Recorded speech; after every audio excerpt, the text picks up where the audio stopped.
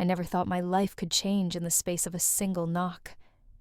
But that night, as the clock on my nightstand flashed 2 and 13 a.m., I heard it 3 sharp raps against my apartment door. At first, I froze under the thin quilt, telling myself it was nothing. Maybe a neighbor coming home drunk. Maybe the wind shaking loose the broken latch downstairs. But then it came again louder this time. Knock, knock, knock. I sat up, my heart pounding so hard it hurt. The streets outside my building in East Miami were usually quiet at this hour. Too quiet. I reached for my phone, but the screen was dead. I'd forgotten to charge it after another double shift at the clinic. Typical. When the knock came a third time, I slid out of bed and tiptoed to the door. "Who's there?" I called, my voice cracking. No answer. I pressed my eye to the peephole and my stomach lurched. 6 men in black uniforms stood in the dim hallway, their faces shadowed under caps, boots planted like they owned the ground they stood on. Miss Clara Mitchell. One of them said, his voice deep measured, I don't know who you are. Go away, or I'll call the police." "You won't," he said simply, "because by the time they get here we'll already be gone. And so will your brother." The blood drained from my face. "What do you want?" My voice came out small, trembling. "General Carter Hale would like a word with you." The name hit me like a punch. Hale. The man every news anchor in Miami called a hero, a decorated war general, a man who had crushed cartel networks and risen to power faster than anyone in the military's history. But behind closed doors, people whispered about him, that he was ruthless, that he made enemies disappear, that he was as dangerous as the criminals he hunted. "I don't have anything to say to him," I stammered. "This isn't a request, Miss Mitchell." Before I could protest again, 2 of the men stepped forward. One reached into his jacket, and for a split second, I thought he might pull a gun. Instead, he held up a folder. Through the cracked light, I saw my name scrawled across the tab. "Your brother, Matthew Mitchell, is in custody for attempting to smuggle controlled substances across the state line. He faces 20 years. I shook my head. No, that's not possible. Matt would never. He already has," the man interrupted. "But the general is willing to intervene. Under certain conditions." The word conditions sent a chill down my spine. "I'm not going anywhere with you. If you refuse, Miss Mitchell," the man said flatly, "your brother's arrest record will be made public within the hour.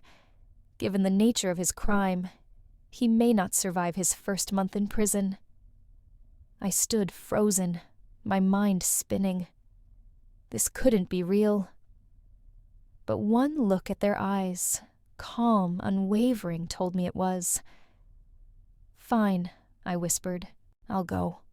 The man nodded. Wise choice. As I stepped into the hallway, one of the soldiers fell in behind me. Another walked ahead. I felt like a prisoner being marched to her sentencing. And deep down, I knew whatever General Hale wanted from me, it wasn't going to end well.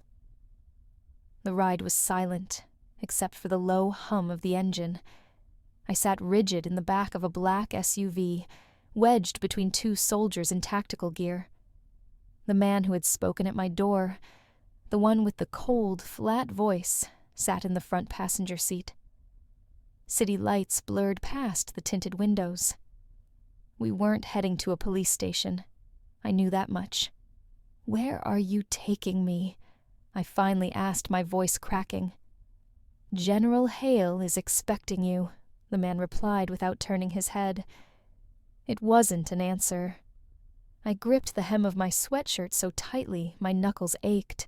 My mind raced with questions, but one thought kept rising to the surface, like a drowning body. What does he want with me? After what felt like hours, the SUV slowed and turned into a long, gated driveway. Through the trees, I caught a glimpse of a massive house. A mansion, really, its pale stone facade, glowing under the dim light of ornate lanterns. A guard at the gate nodded as we passed, and the heavy iron bars creaked open. We pulled up to a circular drive, where a fountain sprayed water, high into the air. The soldiers flanked me as I stepped out, their boots crunching against gravel. The front door opened before we could knock. A tall man in a crisp black suit gestured for us to enter. "This way," he said curtly. The interior of the house was even more intimidating than the exterior. Marble floors, towering ceilings, and oil paintings of men in military uniforms, staring down with stern eyes. I followed the suited man down a long hallway until we stopped before two enormous wooden doors. "He's inside," the man said. I hesitated. "Go on," he added, his voice sharper this time. My hand trembled as I pushed the door open. The room was dimly lit, but I could make out an enormous desk near a wall of floor-to-ceiling windows. Beyond them, the ocean churned in the distance under the moonlight. And there he was, General Carter Hale. He stood with his back to me, hands clasped behind him, his posture rigid. Even from behind, he radiated control, authority, danger. "Miss Mitchell," he said, without turning. His voice was deep, smooth, and carried the weight of command. I swallowed hard. "General, sit." He gestured to a leather chair in front of the desk. I sat, my legs stiff, my palms clammy. Hale finally turned to face me. I'd seen pictures of him on TV, of course. The stern blue-gray eyes, the sharp jawline, the rows of ribbons and medals pinned to his uniform. But in person, he was even more imposing. "You know why you're here," he said evenly. "No, I don't," I replied, surprising myself with a flicker of defiance. A faint smile curved his lips, not warm, but amused. "Your brother made a mistake," Hale said. "A mistake that could cost him his freedom. Or his life." I flinched. "I can make this problem disappear," he continued, stepping around the desk. "But nothing in this world comes for free." He leaned against the edge of the desk, his piercing eyes locking on mine. "You're going to marry me, Miss Mitchell, for 1 year. The words landed like a blow. What I whispered. "You heard me. Why? You don't even know me. I don't need to know you. I need a wife. You're going to marry me." He repeated, his voice steady, as if he were discussing a business deal instead of rewriting my life. I stared at him, too stunned to speak. "This is insane," I said finally. "You can't just, people don't do this. People don't," he agreed calmly. "But I'm not most people. And neither are you.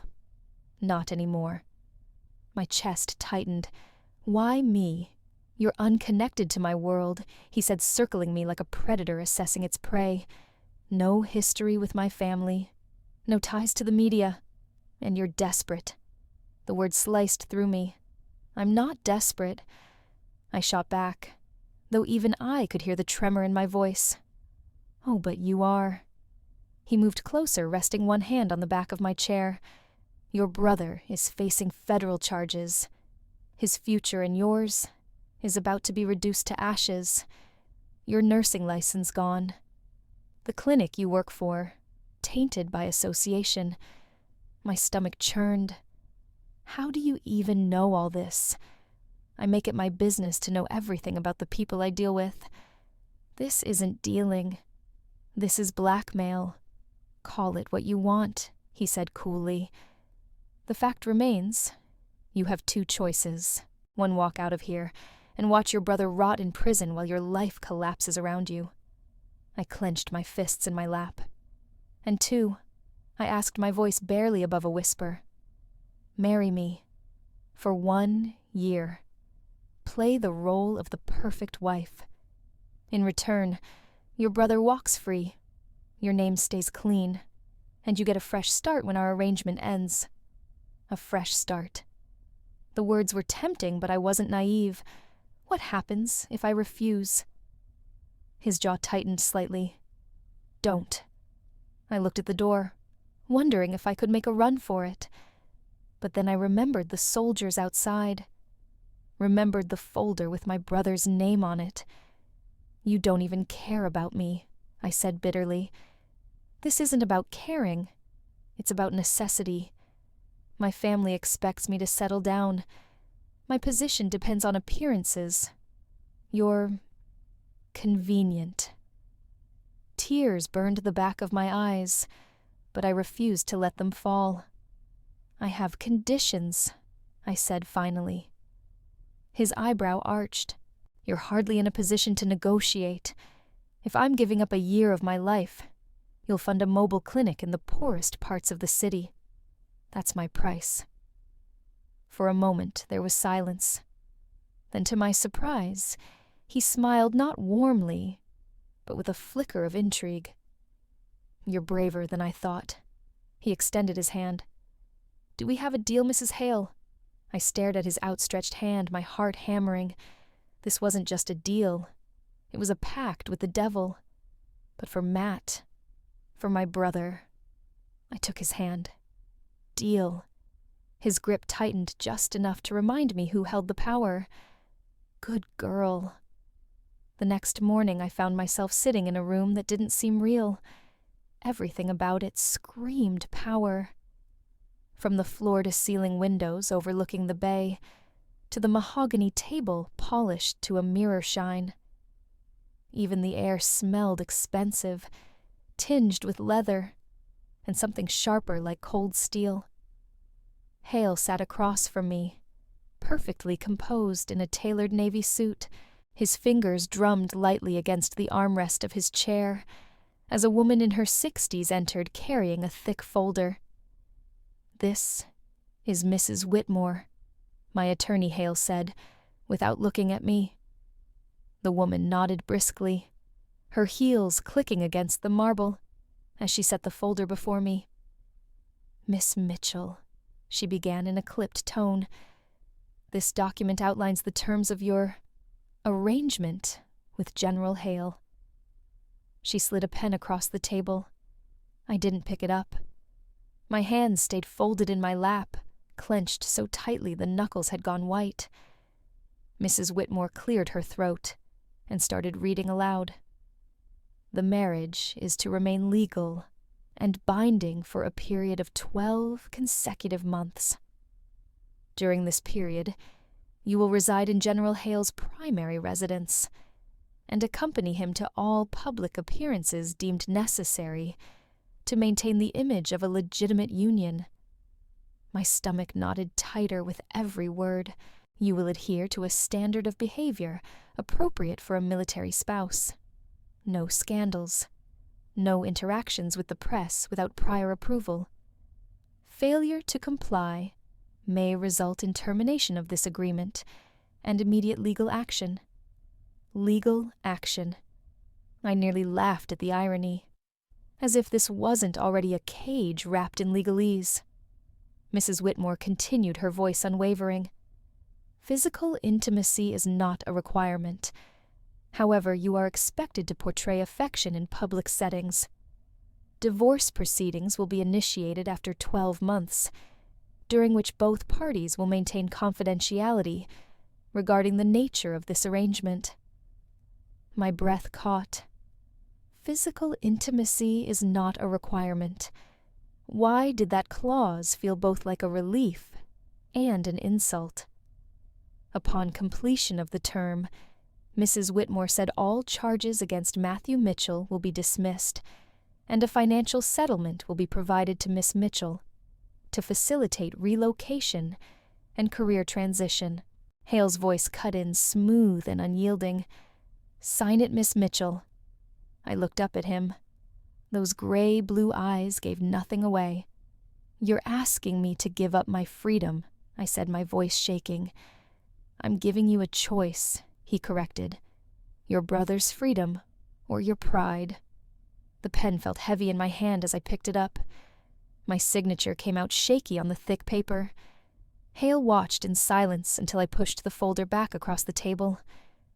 "Good," he said simply. "We're done here."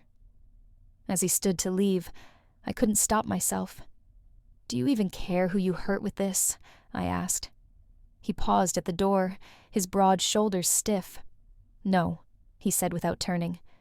"Caring is a luxury I don't have." The next day, my old life felt like it had been locked behind a door I no longer had the key to.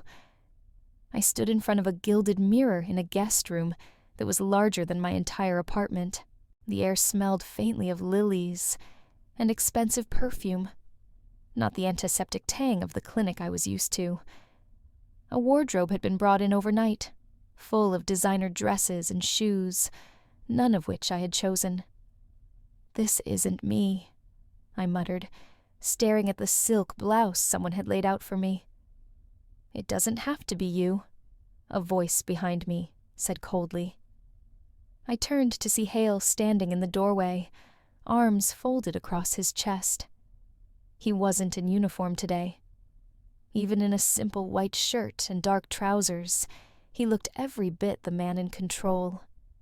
"You'll wear what's appropriate for a woman in your position," he said. "My position," I asked, my voice sharp, despite the knot in my stomach. "You're about to step into a world where appearances are everything. One wrong gesture, one careless word, and people will suspect. Suspect what? That this marriage isn't real," he said evenly. "And if they do, I lose everything." He crossed the room and handed me a tablet. On the screen was a detailed scheduled charity galas, political dinners photo ops. "You'll attend every event on this list. You'll smile when the cameras flash. And you'll make people believe you're in love with me." I felt my throat tighten. "I'm not an actress." "You don't need to be," he said flatly. "You just need to follow instructions. And if I don't..." He leaned closer, his eyes cool as steel. "Don't test me, Clara. You won't like the consequences." For a moment, I thought about arguing, about telling him I wasn't his pawn to dress up and parade around. But then I remembered my brother, remembered the way Hale had said one wrong move. I looked down at the silk blouse in my hands. "Fine," I whispered. "Good," he said. "There's a stylist waiting downstairs. She'll make you presentable." As he turned to leave, I couldn't stop myself. "Do you enjoy this?" I asked quietly. "Turning someone's life upside down, just because you can?" He paused at the doorway, his profile sharp against the sunlight streaming in. "This isn't about enjoyment," he said. "It's about survival, for both of us." When he was gone, I sank onto the edge of the bed, staring at the wardrobe full of clothes that weren't mine. I felt like I was disappearing piece by piece.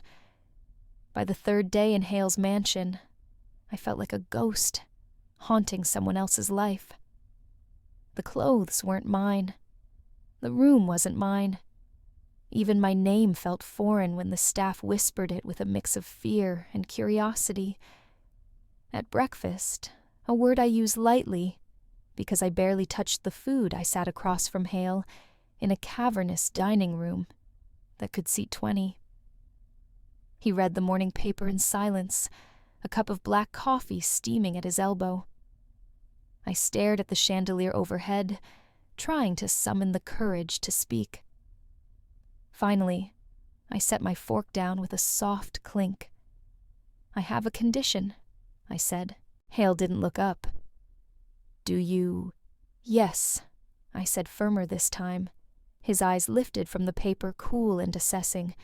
"Go on. If I'm agreeing to give up a year of my life to play this role you've written for me, then I want something in return." A flicker of amusement touched his lips. "Besides saving your brother from prison..." "Yes." He set the paper aside, leaning back in his chair. "You're in no position to negotiate, Clara." "Maybe not," I said, my heart pounding. "But if you want me to pull this off to make people believe we're real, then you'll listen." For a moment, silence stretched between us like a taut wire. "Speak," Hale said finally. "I want you to fund a mobile clinic," I said, "for the neighborhoods nobody cares about.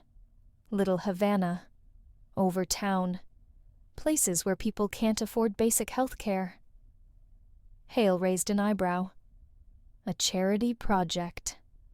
"It's not charity, it's survival.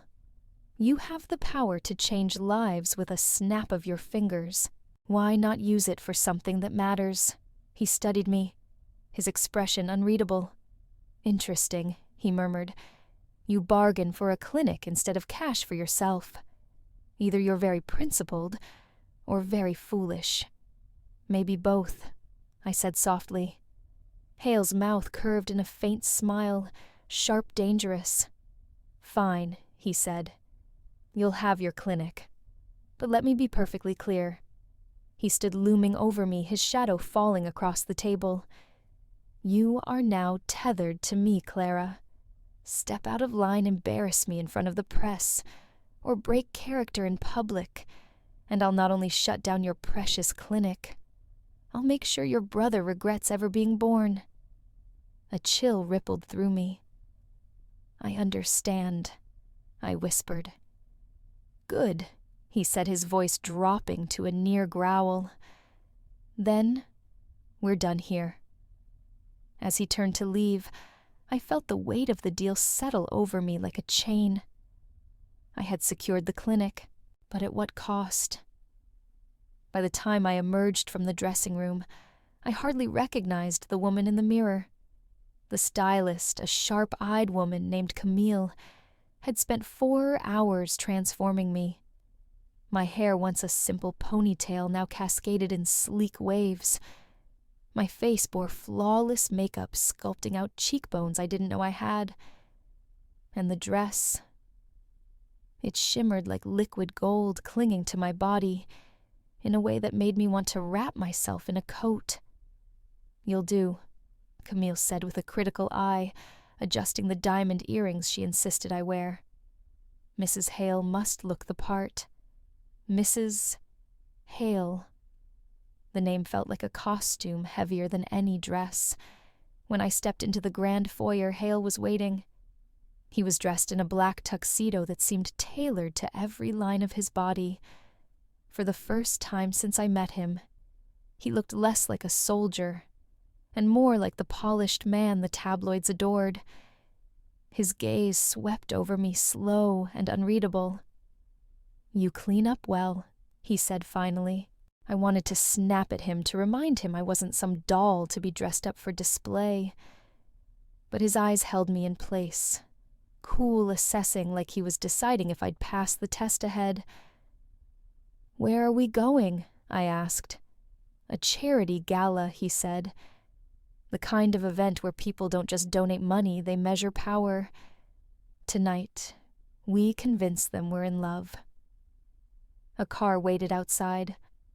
The ride was silent except for the hum of the tires against asphalt. I stared out the window as the city lights blurred past. My stomach twisted with each passing mile.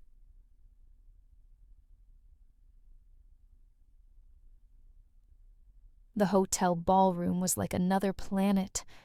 Crystal chandeliers bathed the room in warm light. Waiters in white gloves weaved between tables carrying trays of champagne.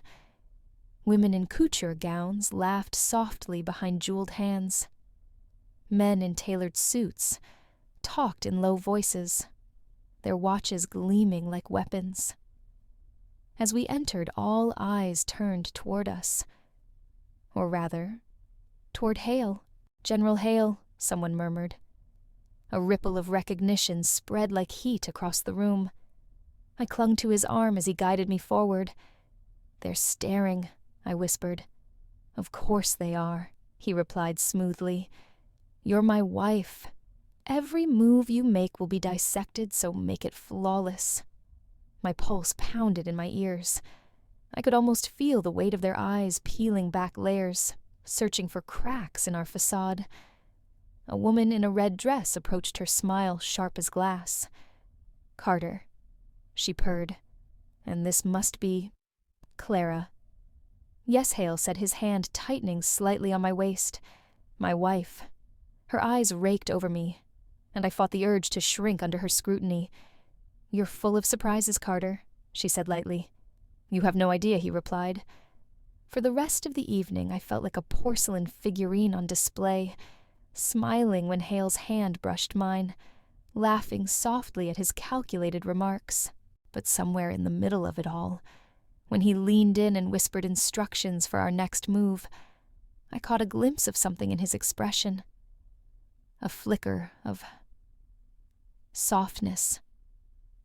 And for a moment, I wondered if the mask he wore for the world was just as heavy as the one he forced on me. By the end of the night, I realized that Hale hadn't been exaggerating. Every smile, every brush of his hand against mine, every glance we exchanged, all of it was being scrutinized. The ballroom felt less like a celebration and more like a courtroom, and we were on trial.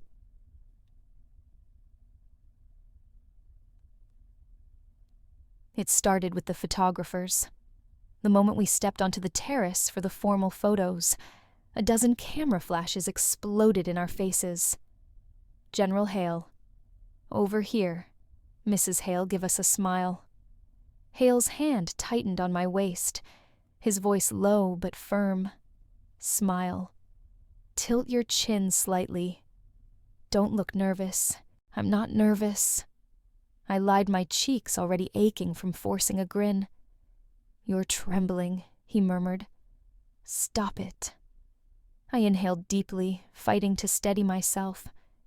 But as we posed for yet another photo, I caught sight of a group of women standing nearby. They whispered behind manicured hands, their eyes flicking between me and Hale. "She doesn't look like his type," one said. "Where did he even find her?" another replied with a smirk. The words hit harder than I expected. Later, as we mingled, Hale introduced me to a string of senators, philanthropists, and CEOs. "Clara has a gift for connecting with people," he said smoothly, his hand brushing mine, in a way that would have seemed affectionate to anyone watching. But inside, I was drowning. When one senator's wife leaned in and whispered, "So how did you and Carter meet?" I froze. The backstory: Hale's team had drilled into me a chance meeting at a veterans fundraiser, an instant connection. Whirlwind romance fluttered uselessly in my mind like loose papers. Hale's eyes cut to mine sharp and warning. "Tell her, sweetheart," he said, his voice smooth, but edged like a blade. "Oh, I forced a laugh, willing my lips not to tremble. "We met at the Hale Foundation Gala last spring. He offered me a glass of wine, and the rest is history." The woman smiled politely, but I saw the flicker of doubt in her eyes. I'd stumbled. As soon as we were alone in the car heading back, Hale's mask slipped. What was that? He snapped. I panicked. I stammered. "I'm not used to lying like this." "You'd better get used to it," he said coldly, "because the people you met tonight can smell fear. If they suspect anything, it's over. For both of us." I stared out the window, my chest tight. "I didn't ask for this," I said softly. "No," he replied, his tone softening slightly. "But you agreed to it." That night, I stood before the mirror in the massive guest room wiping away my makeup. The woman staring back at me looked polished, elegant, and utterly foreign. But if I was going to survive this, I had to learn to wear the mask as well as he did. The party had thinned out by the time Hale stepped away to take a call, leaving me alone near the bar.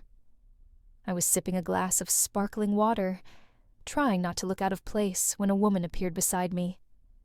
She was stunning in that effortless way. Some women are dark hair swept into a sleek bun, crimson lips curled into a faint smile. "You must be Clara," she said. I turned, startled. Yes.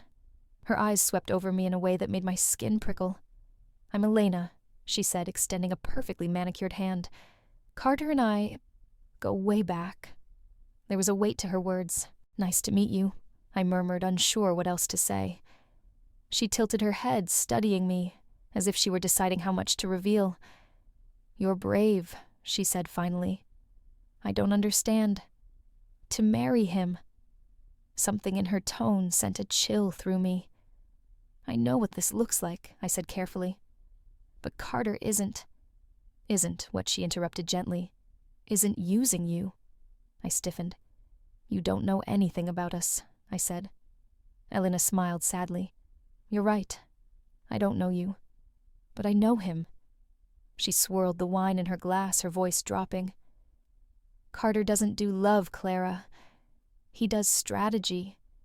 And if he's brought you into his world, it's because you serve a purpose. When that purpose ends, so will your place at his side." The words landed like stones in my stomach. "That's not true," I said, though. My voice wavered. "Isn't it?" she asked softly. "Ask yourself, has he ever told you why he really needs this marriage?" I swallowed hard, my mind flashing back to the contract, the rules, the rehearsed smiles. Before I could respond, Hale's voice cut through the noise. "Elena." She turned smoothly as he approached, her expression unreadable. "Carter," she said with a hint of amusement. "You always did have a taste for the unexpected." "Elena was just leaving," he said coolly, his hand settling on my back in a possessive gesture. "Of course," she said. But before walking away, she leaned close enough for only me to hear. "Be careful, Clara. He's not the man you think he is." The car ride home was silent.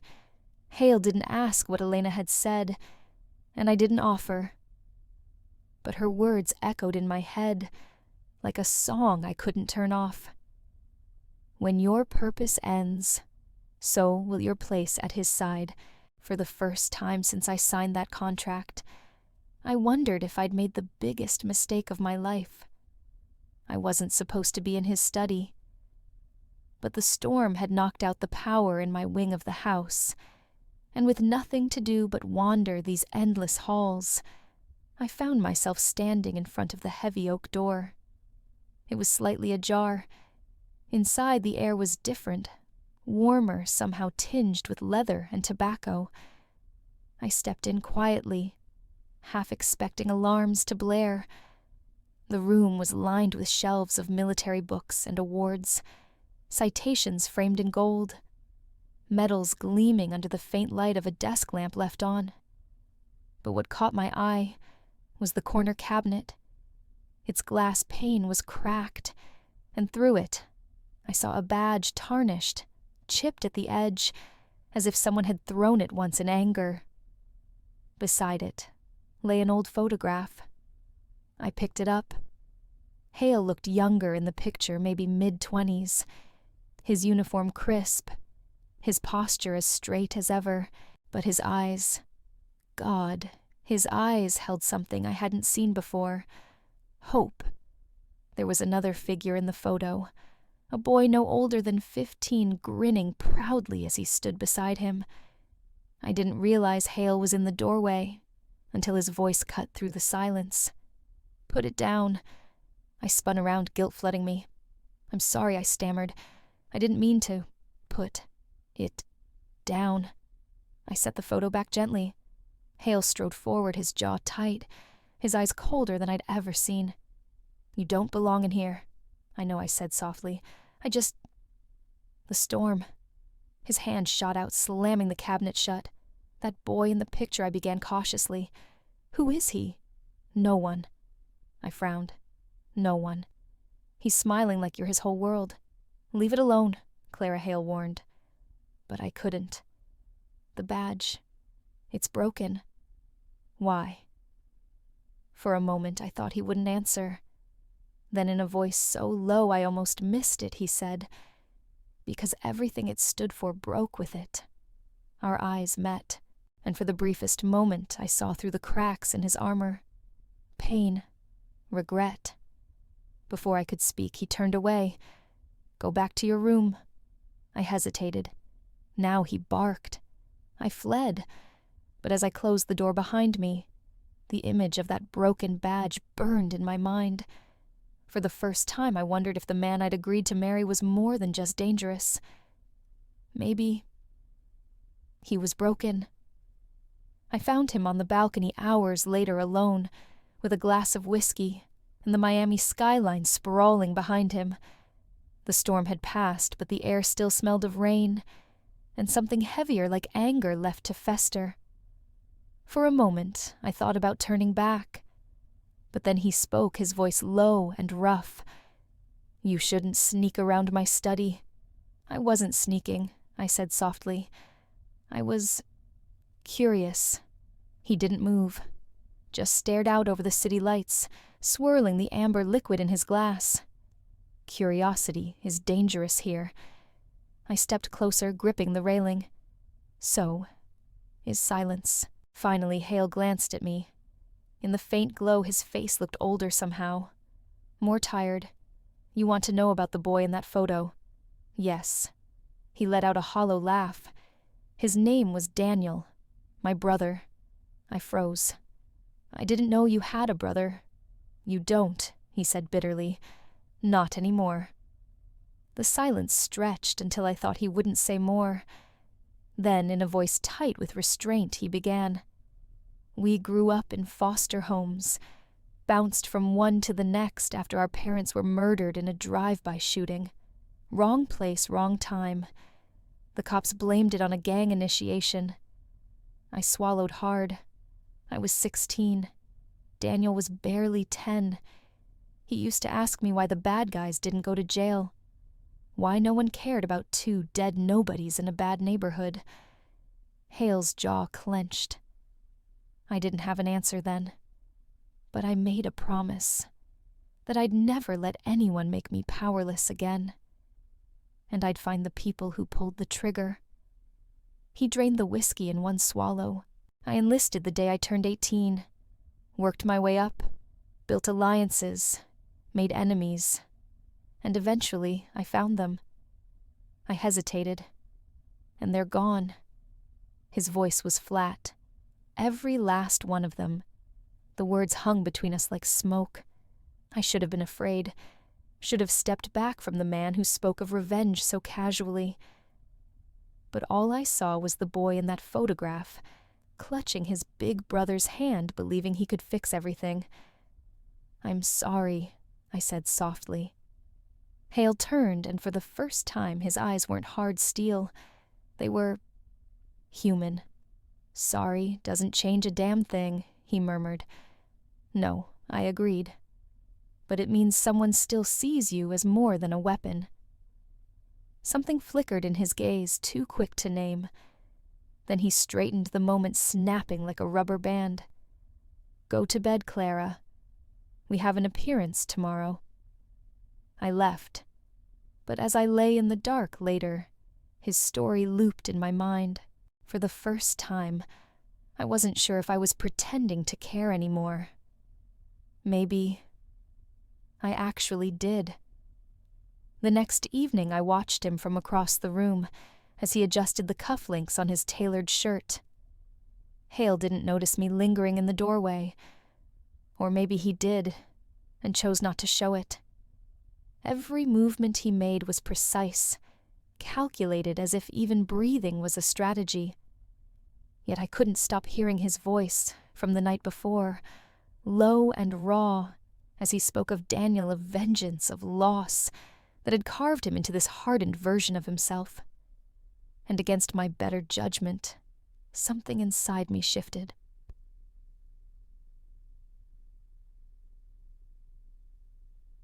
At the gala that night, I smiled for the cameras. I played my part so well that even I began to believe it. Hale's arm was warm and steady around my waist as we posed under chandeliers. When he leaned close and murmured in my ear for the benefit of onlookers, a shiver ran down my spine. Not from fear, but something far more dangerous. "Perfect," he whispered. "Keep smiling."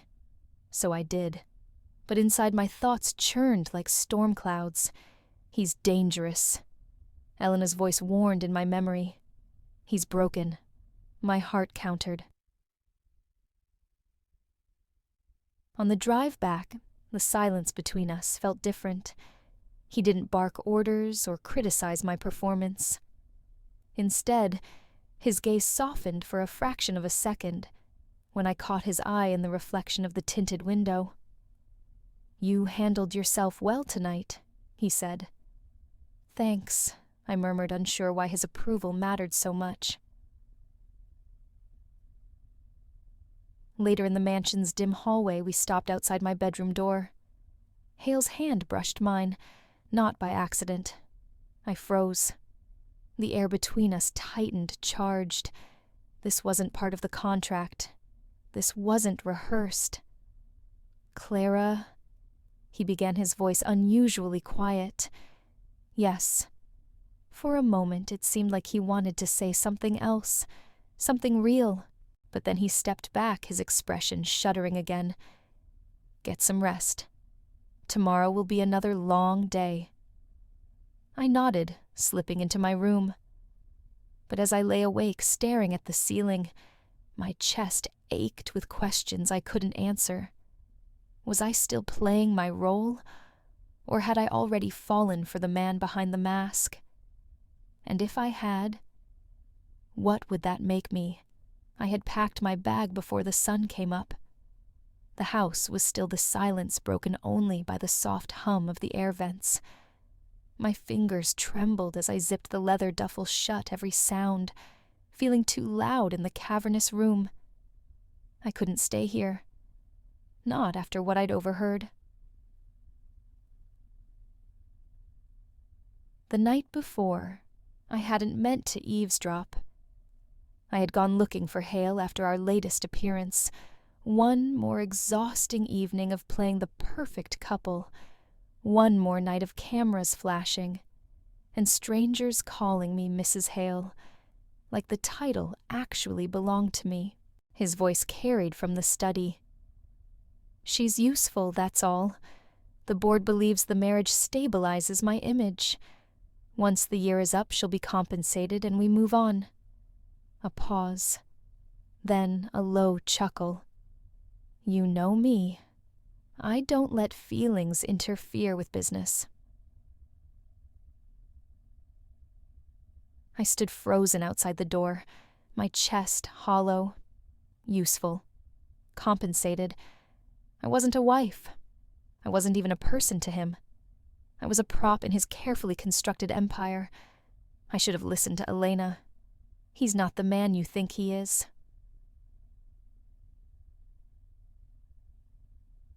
Back in my room, I shoved a sweater into my bag and zipped it shut with finality.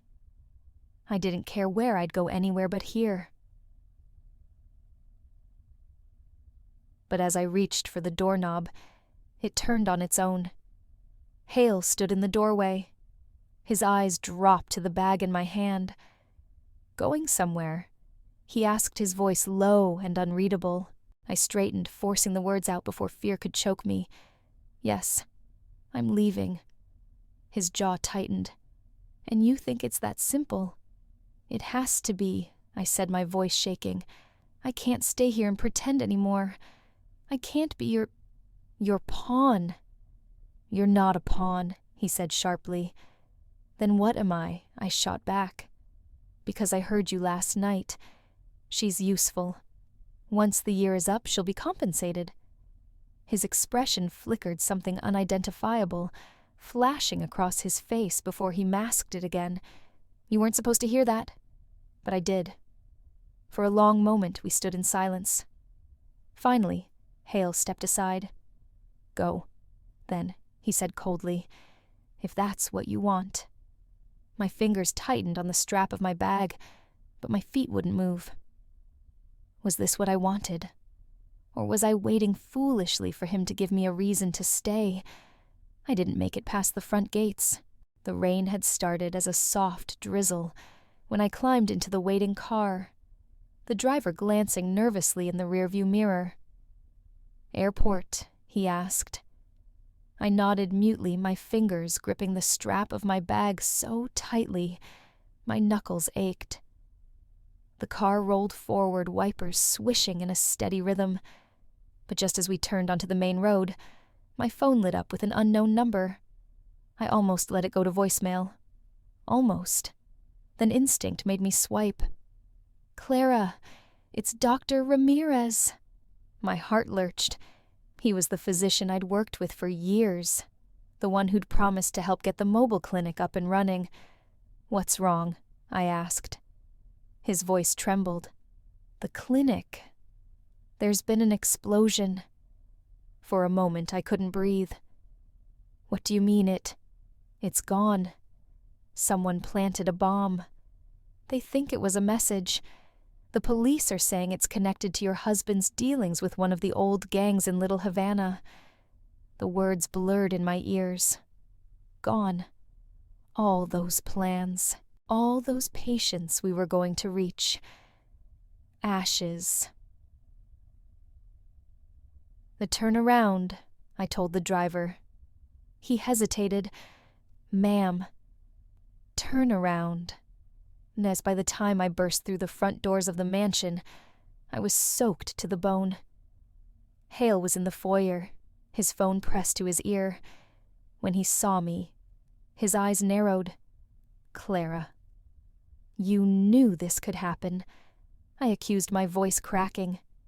"You knew getting involved in that neighborhood would make enemies." He hung up the phone, his expression unreadable. "They were trying to send me a message," he said flatly, "and they sent it through my clinic." "You wanted that clinic," he said, stepping closer. "I told you from the beginning my world isn't safe. Now you see it for yourself." I shook my head, the weight of it all pressing down on me. "This isn't just about me, is it? This is about you, and your war with ghosts, and everyone in your orbit gets caught in the crossfire. Clara." "No," I cried. "You say I'm not a pawn, but that's exactly what I've been. In your game with enemies I don't even understand." The rain pounded against the windows like fists. For a moment Hale looked like he might argue, but then his shoulders sagged, the fight draining out of him. "You're right," he said quietly. The admission stunned me into silence. "I brought you into this because I thought I could control it," he went on. "Control you." But I was wrong. He stepped closer, rainwater dripping from my hair onto the marble floor. "I can't lose you, Clara. Not to them, not to anyone."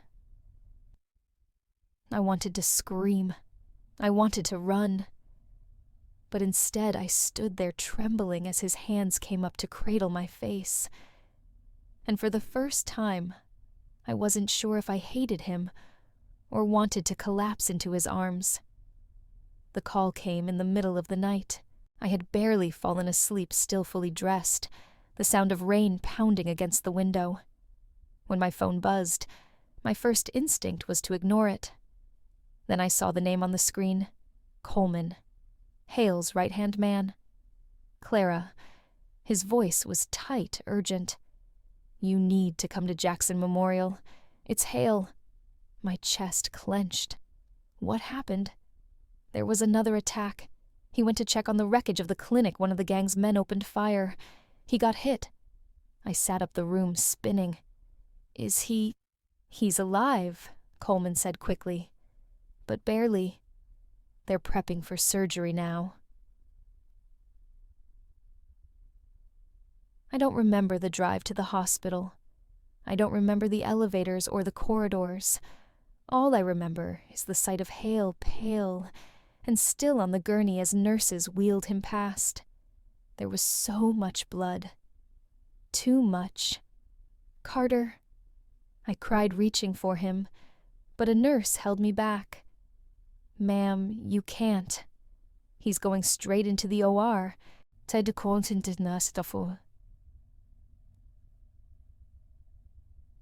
I stood frozen outside the double doors, the red surgery in progress light burning like a brand. My hands shook so badly I had to press them together to stop. This wasn't supposed to happen. He was untouchable, unshakable. He wasn't supposed to bleed. And yet somewhere deep down, I realized how wrong I'd been. This man, the one I thought I hated, the one I'd sworn to leave, had carved himself into my heart. And if I lost him now, I didn't know how I'd survive it. The Coleman appeared beside me, his usually calm face drawn tight. He saved 2 workers, he said quietly, pushed them out of the way before the second blast went off.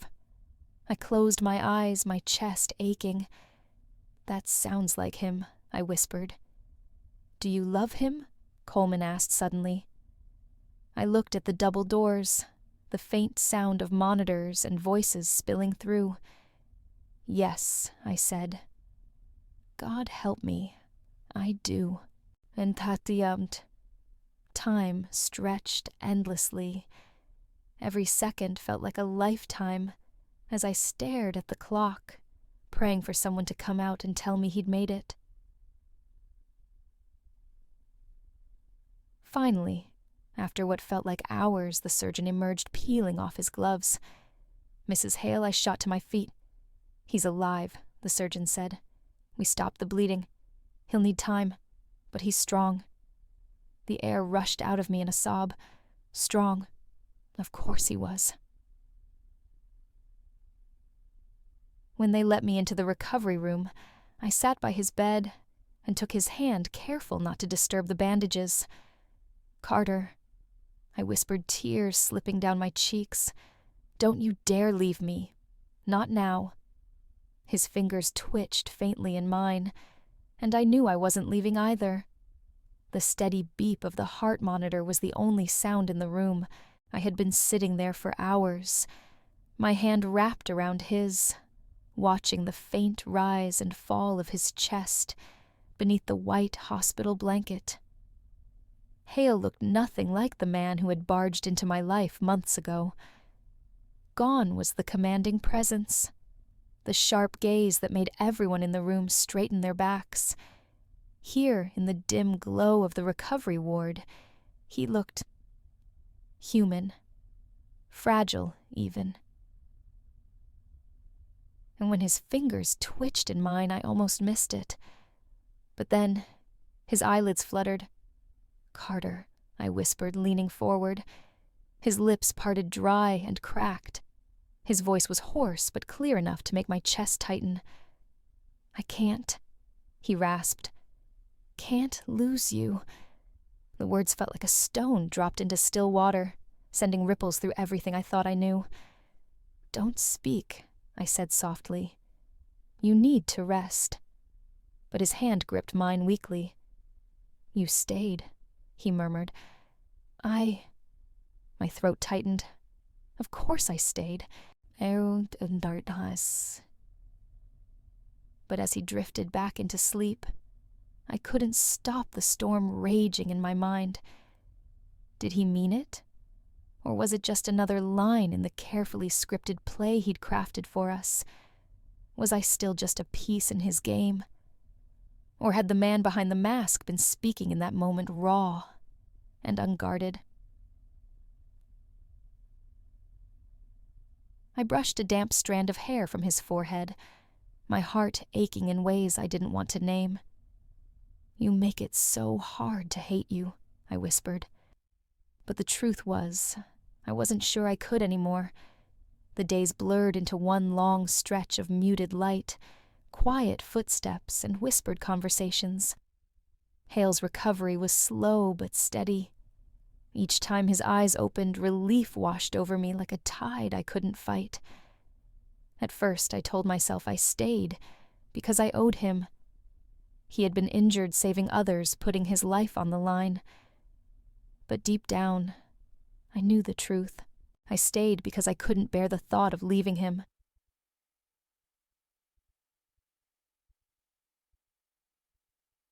One evening, as the sun dipped low over the hospital parking lot, painting the room in soft gold, I helped him sit up against the pillows. "Careful," I murmured. "You're still healing. I've survived worse," he said, his voice hoarse, but laced with that familiar stubbornness. I smiled faintly. "That doesn't mean you have to prove it to me." For a moment, we just sat there in the quiet, my hand resting lightly on his arm. "You're different," he said suddenly. I blinked. "What do you mean?" "Every woman I've ever been with. They saw the uniform, the rank, the power, not me." He looked at me, then his blue eyes sharp yet unguarded in a way that made my chest ache. "But you see the scars, and you don't flinch." My heart thudded against my ribs. "I've got my own scars," I said softly. "Maybe that's why." See. Before I could think, before I could talk myself out of it, my fingers brushed his jaw. His stubble was rough against my palm, grounding me in the moment. I leaned in. "This isn't part of the contract," I whispered. "Good," he murmured, "because I'm tired of pretending." And then I kissed him. It wasn't like the staged kisses at parties meant to fool cameras and strangers. This one was slow, tender, and real. His hand found my fingers intertwining weakly but deliberately. For the first time since this began, I wasn't playing a role, and neither was he. When I finally pulled back, my face flushed. Hale's lips curved into the faintest smile. "I was starting to think you'd never do that," he said. "Don't push your luck, General," I teased, though my voice was softer than I intended.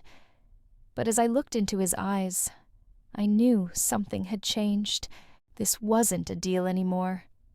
It was the beginning of something we hadn't planned and couldn't control. That night, I sat by his bedside long after the nurses had finished their rounds. Hale had drifted off to sleep, his breathing slow and steady. His hand, still bandaged from the shrapnel wounds, lay loosely in mine. The kiss lingered on my lips, like an echo warm and dangerous. I should have felt certain now, but instead, questions gnawed at the edges of my heart. Was this love? Or was it just the gravity of everything we'd been through, the late-night confessions, the near-death moments, the way his walls had finally cracked in front of me? I stared at his face softened in sleep and remembered the man I'd first met. The arrogant general with eyes like ice. The one who forced me into a marriage I never wanted. And yet the same man had walked into a burning clinic to save others. The same man had whispered he couldn't lose me with a desperation that didn't sound rehearsed. Was it possible for someone so dangerous to hold this much fragility inside him? And was I foolish for seeing it? The rain started again outside, tapping against the window pane in an uneven rhythm. I rested my forehead on our joined hands and whispered, "Am I falling for you? Or am I just caught in your storm?"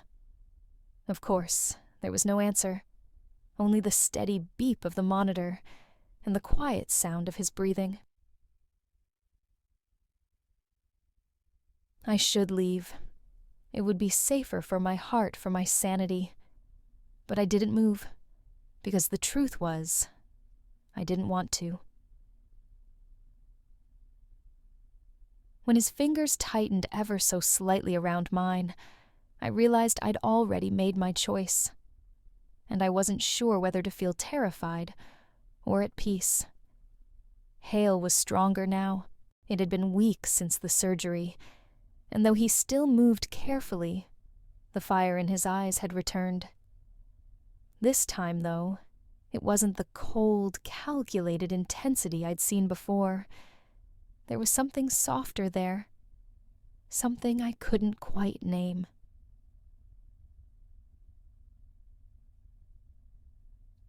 We were in the sunroom, the golden light spilling through the wide windows as I adjusted the blanket over his legs. "You don't have to fuss over me," he said quietly. "Maybe I want to," I replied, forcing a small smile, but his expression didn't change. Instead, he set his coffee cup down with deliberate care and turned to face me fully. "Clara." The sound of my name in his voice made my chest tighten. "You're free." I blinked. "What do you mean the contract? The deal we made? It's over." He let out a slow breath. "You've given me more than I ever expected, more than I deserved. But I won't hold you here any longer. If you want to leave, I won't stop you."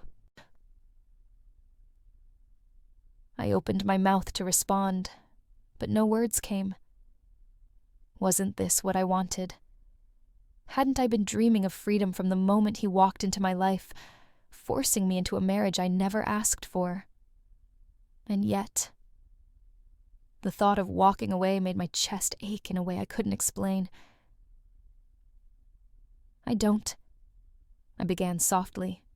"I don't know what I want. That's fair," he said, his voice low. For once, there was no mask, no hard edges, just a man bearing himself in front of me. He reached out his fingers, brushing mine. "Whatever you decide," he murmured, "I'll accept it. But know this. I'm not the same man who brought you here. And you're not the same woman who wanted to run." His hand lingered for a moment longer before he pulled back. "Think about it, Clara," he said quietly. "I don't need to," I whispered, though. Whether I meant it or not, I wasn't sure. That night, as I lay in the guest bedroom staring at the ceiling, my mind replayed his words. "You're free." But was I? Or had this dangerous, complicated man already claimed a piece of me I could never take back? The house felt too big that night. I wandered through its silent halls, my footsteps echoing off marble floors. Every corner seemed to whisper memories, moments I hadn't wanted at first, but had somehow become part of me. By the staircase, I remembered the night Hale caught me sneaking out with a packed bag, the way his eyes had burned not with anger, but with something more dangerous disappointment. In the study, I remembered finding the broken badge and seeing a crack in his armor for the first time, and on the balcony, I could almost feel his hand brushing mine, hear his voice confessing the ghosts that haunted him. "I can't lose you." I pressed a palm to my chest, as if that could still my racing heart. Hale had given me an out. He hadn't begged. He hadn't manipulated. He'd simply said I was free. Wasn't this what I wanted? Freedom? The chance to return to my old life, to walk away from the man who had once been nothing but a captor, an arrogant general who wielded power like a weapon.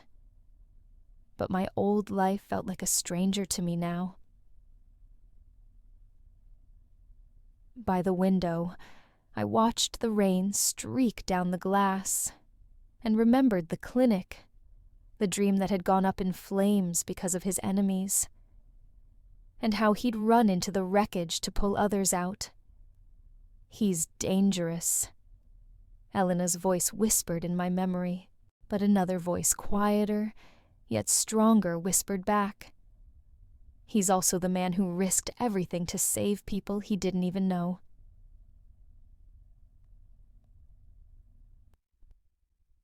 I sank onto the edge of the sofa, burying my face in my hands. This wasn't supposed to happen. I wasn't supposed to care. My heart flashed through every touch that had felt too real to fake. The first time his fingers lingered on mine at the gala. The night I kissed him, not because I had to, but because I wanted to. The hospital where I thought I'd lost him and realized how much he meant to me.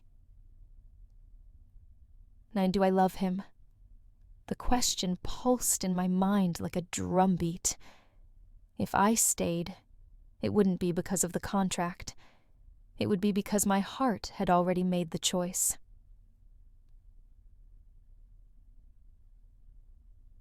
And as I sat there in the dark, the answer came not with a crash of lightning, but with quiet certainty. I can't leave. Not him. Not now. Morning light spilled across the room as I stood outside his door, clutching the doorknob like it was the only thing keeping me upright. I could hear the faint rustle of papers inside the low murmur of his voice on a call. Part of me wanted to turn and run to take the freedom he'd offered and never look back, but my heart wouldn't let me.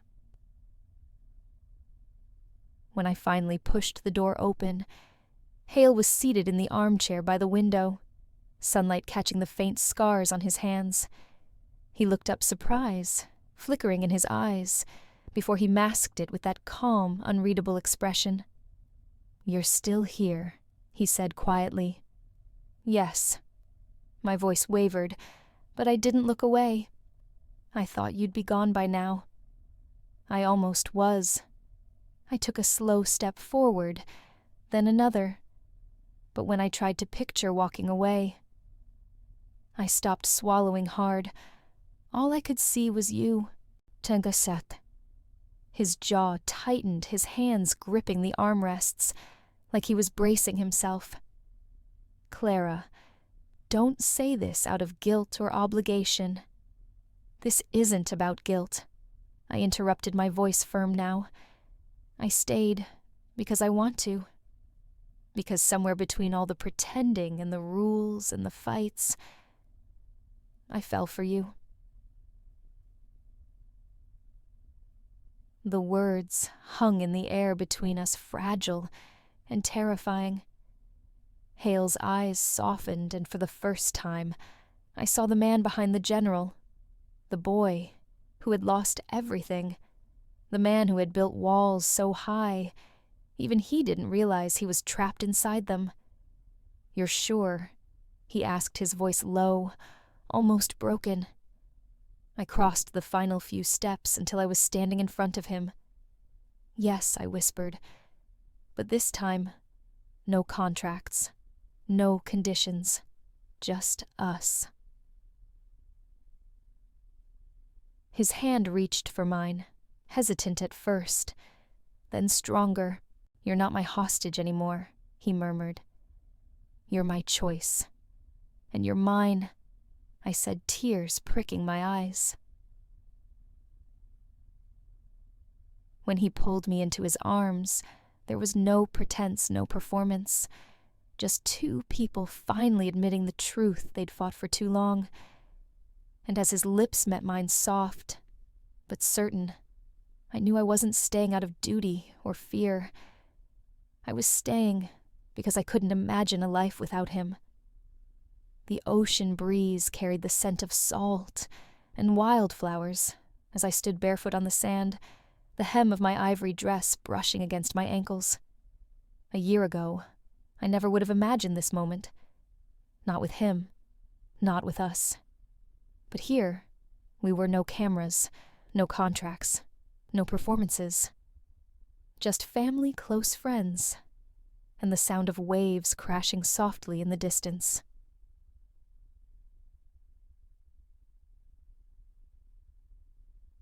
Hale stood a few feet away, speaking quietly with his best man. He was dressed simply white shirt sleeves rolled to his forearms, no jacket or tie. Yet somehow, he looked more like himself than he ever had in those perfectly tailored suits. When his eyes found mine across the aisle, my breath caught. This wasn't the Hale I had first met.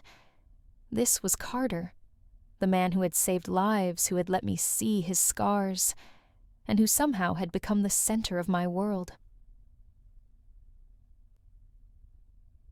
The music began a soft acoustic guitar. As I walked toward him, the memories swirled like the ocean wind. The night in the hospital when he whispered he couldn't lose me. The first kiss that wasn't part of the deal. The moment I chose to stay, not as his fake wife, but as his partner. Each step felt lighter than the last. When I reached him, Hale took my hands gently in his. "You're late." He teased, his lips curving. "I wanted to make sure you'd wait for me." I shot back softly. "I'd wait forever," he murmured loud enough for only me to hear.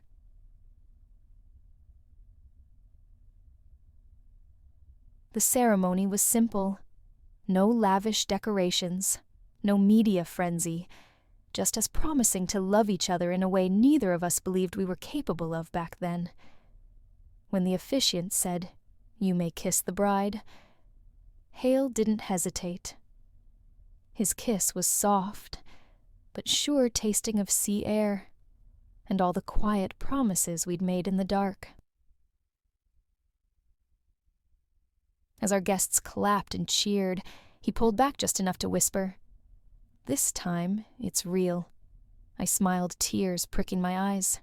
"Yes," I breathed. "This time, it's real." The office felt strangely empty without him. A month after our wedding, Hale walked into the boardroom of his company, the empire he had built with ruthless precision, and handed in his resignation. The room had fallen silent, a dozen men and women staring in disbelief, as he said the words they never thought they'd hear. "I've spent too many years chasing power. It's time I build something that actually matters."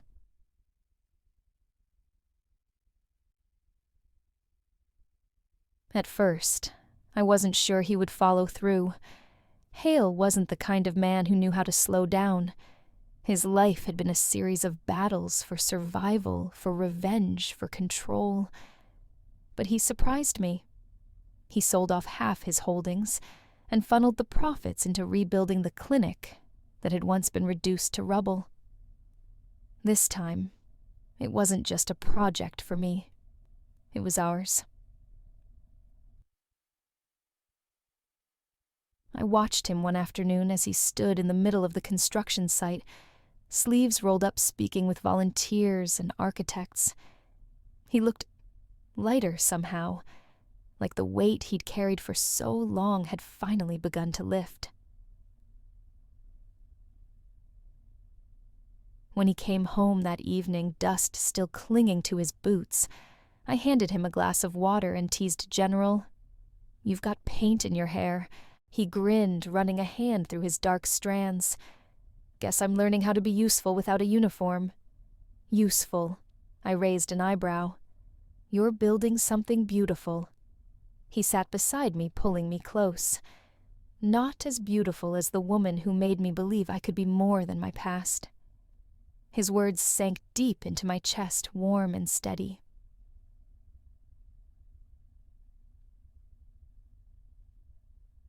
At the clinic's opening ceremony, weeks later, Hale stood beside me as we cut the ribbon.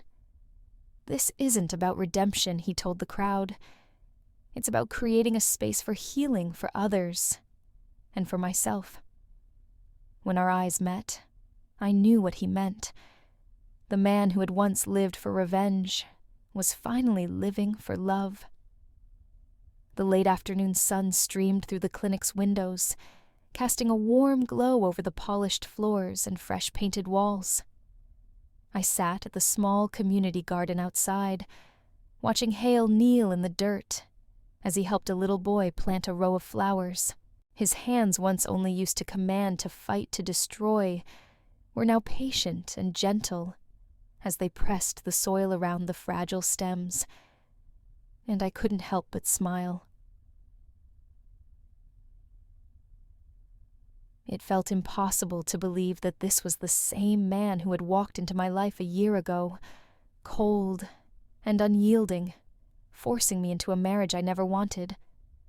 The same man I had once called arrogant, dangerous, unforgivable. Now he was the man who kissed me goodnight every evening, like he still couldn't believe I was real. The man who traded skyscrapers for a small clinic and a chance at redemption. The man I loved. "I can see you staring at me, Mrs. Hale," he said without looking up, his voice carrying that teasing warmth I'd grown addicted to. "I'm just making sure you don't plant those tulips upside down," I shot back. He chuckled, wiping his hands on his jeans as he stood, and crossed the small yard to where I sat. Hale crouched in front of me, brushing a stray hair from my face.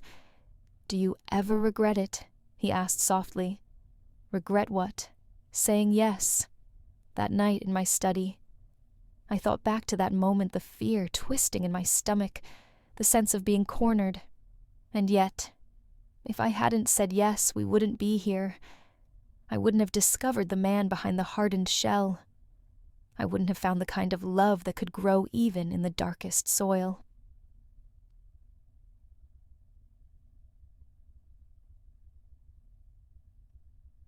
"Sometimes I think it wasn't even my choice to make," I admitted, smiling faintly. "Maybe fate decided for us." "Fate, huh?" He tilted his head. "Yes," I said, resting my hand over his heart. "Maybe fate had to shove us together because we were too stubborn to find each other any other way."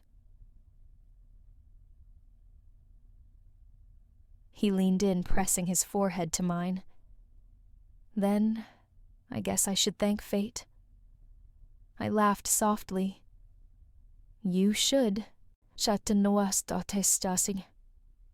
As we sat there in the golden light, I realized something. Our story hadn't been perfect. It had started in anger, in fear, in desperation. But somehow, against all odds, love had taken root, and like the flowers Hale planted with such care, it had grown wild and beautiful, in a place I never thought it could.